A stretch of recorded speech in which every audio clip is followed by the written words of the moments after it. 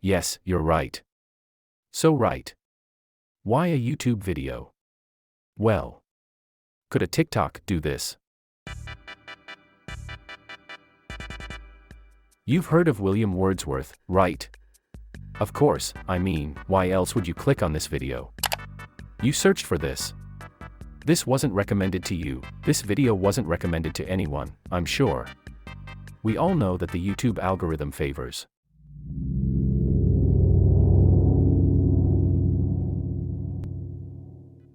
But you know our pal Billy Wordsworth, the guy born in the 18th century in England, and then pretty much invented the concept of romantic literature before dying. All also happening in England, but you already know who he is, right? Anyway, literature very much would not be the same had Wordsworth decided that poems and writing was a bunch of junk and chose to instead become a blacksmith's apprentice and die of cholera before he hit 30. Imagine if he picked up a book and went, "Wow, I guess reading really does suck ass." Hey, that's what I've been saying all along, you guys. But he didn't.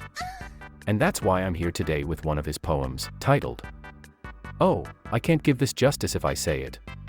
Charles, my love, can you please help me with this?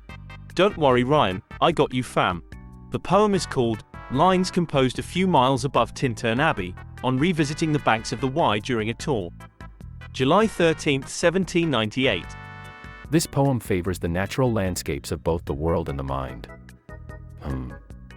What does that mean? Well, one characteristic of romantic literature is its tendency to feature landscapes and nature in the work. In the poem, the speaker thinks of the events in their life through nature. For example, in the very beginning of the poem, it reads, 5 years have passed, 5 summers, with the length of 5 long winters.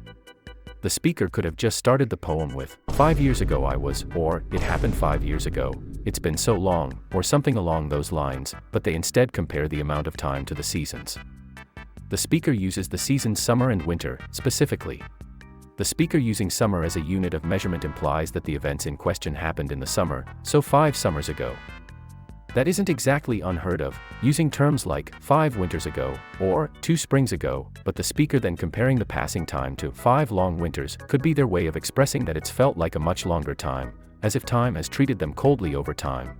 Like romantic lit does, the speaker of this poem transitions into detailing the sensations that their memories bring. Reading the stanza at first might make you start from the top again a few times. Seeing lines like, These beauteous forms, through a long absence, have not been to me, as is a landscape to a blind man's eye. or, Of towns and cities, I have owed to them, in hours of weariness, sensations sweet, felt in the blood, and felt along the heart. might be difficult to understand, but, like any good poetry, there are many interpretations and many different ways to relate or understand it. Anyway, thank you, Charlie, for helping me read this poem. I love you so much. I love you too, Ryan, sweetheart. I shall see you at home. Enjoy the rest of the video.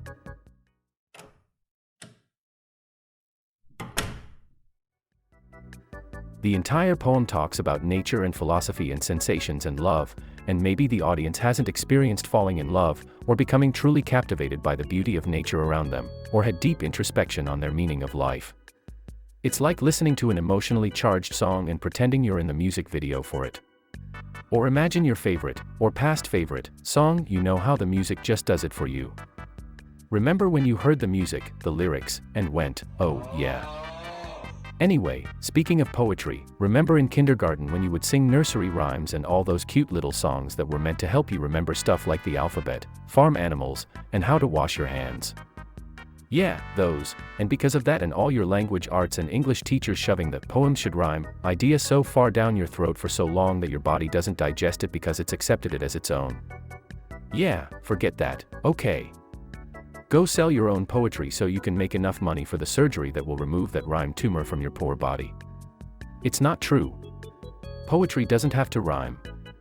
In fact, it's better to never do it unless it has a specific function. Forget aesthetics. Please. Stop this madness. What do you want from me? What do you want? Please! Wordsworth's poem has no rhyme scheme. Maybe for no particular reason, it'd be more suspicious if there was a rhyme scheme. Can you justify an argument by claiming the author was doing it for funsies? So yeah, no rhyme scheme, not one to be seen. Seeing the contents of the poem, it's safe to say that the lack of rhyme scheme offers more freedom with words, since you're limited to words that rhyme if you try. Well, that goes for all poetry, but viva L. Wordsworth, maybe it reflects the speaker's freedom within their imagination. They spend the poem highlighting natural beauty and, though it's not said, lack of cares in reality. More freedom of mind, more freedom in text.